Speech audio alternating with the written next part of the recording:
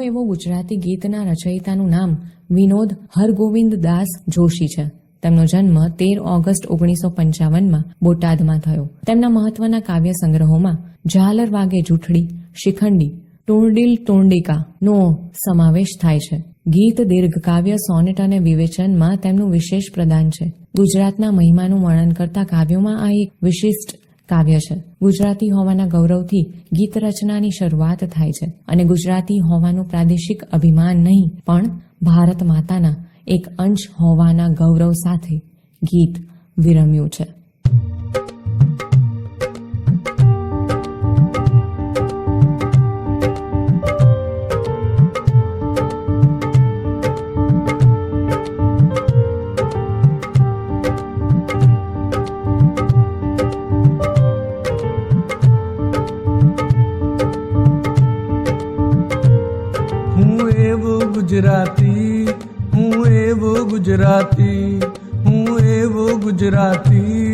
હું એવો ગુજરાતી જેની હું ગુજરાતી એ જ વાતથી ગજ ગજ ફૂલે છાતી. હું એવો ગુજરાતી, હું એવો ગુજરાતી.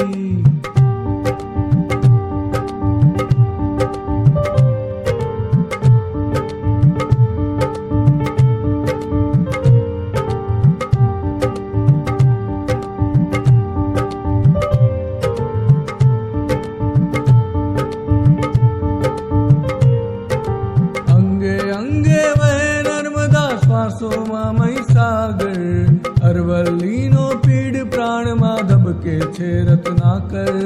હું સાવજની ત્રાળ, હું જ ગરવી ભાષા લચકાતી.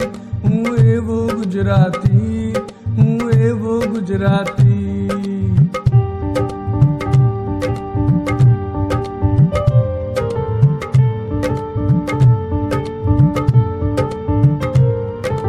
નવરાત્રીનો ભર્ગદીપ હું શત્રુજય શૃંગ. સૂર્ય મંદિરે ગુજરતો હું ધવલ તેજનો ભૃગ.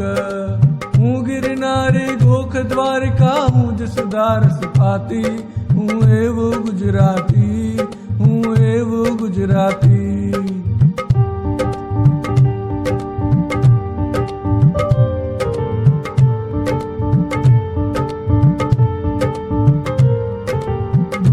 છંદની હું રમજટ, હું ભગવું ભગવું ધ્યાન. મીરાની કરતાલ હું જ હું નિત્ય એક આખ્યાન. વિજાણંદનું હું જંતર, હું નરસૈની પરભાતી. હું એવો ગુજરાતી, હું એવો ગુજરાતી.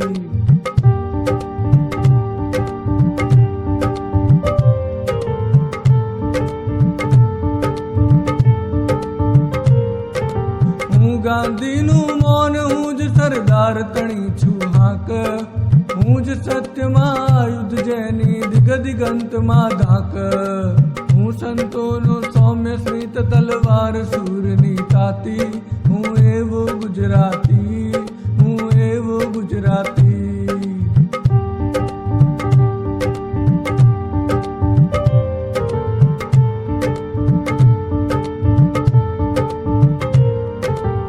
મારી માટીનો જાયો, હું ગુર્જર અવતાર.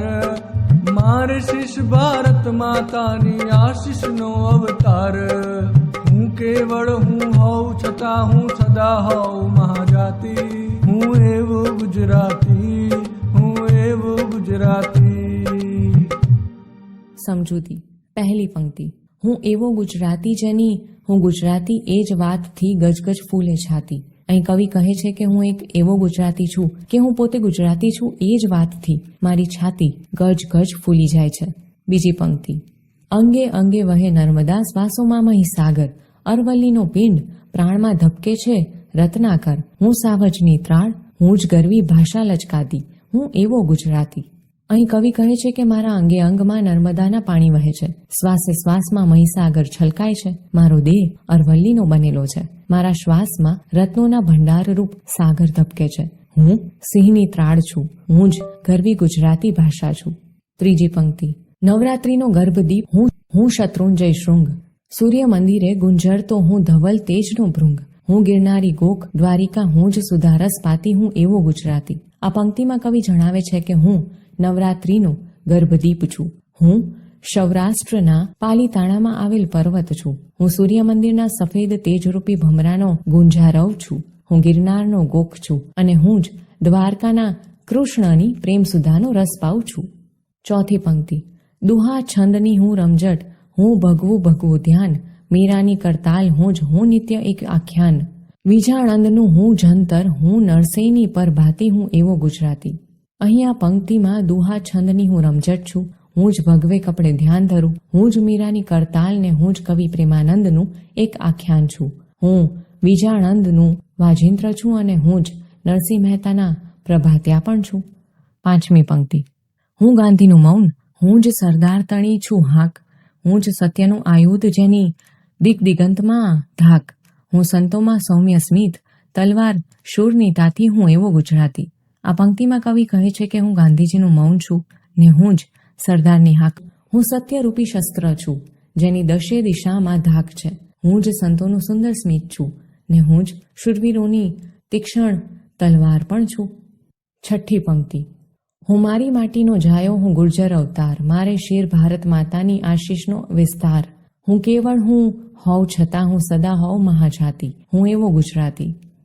અહીં કવિ જણાવે છે કે હું મારી ગુજરાતની ધરતીનો પુત્ર છું, હું જન્મે ગુજરાતી છું, મારા મસ્તકે ભારત માતાના પુષ્કળ આશીર્વાદ છે, હું કેવળ હું જ હોવા છતાં હું હંમેશા ભારત માતાનો અંશ છું, હું એવો ગુજરાતી છું.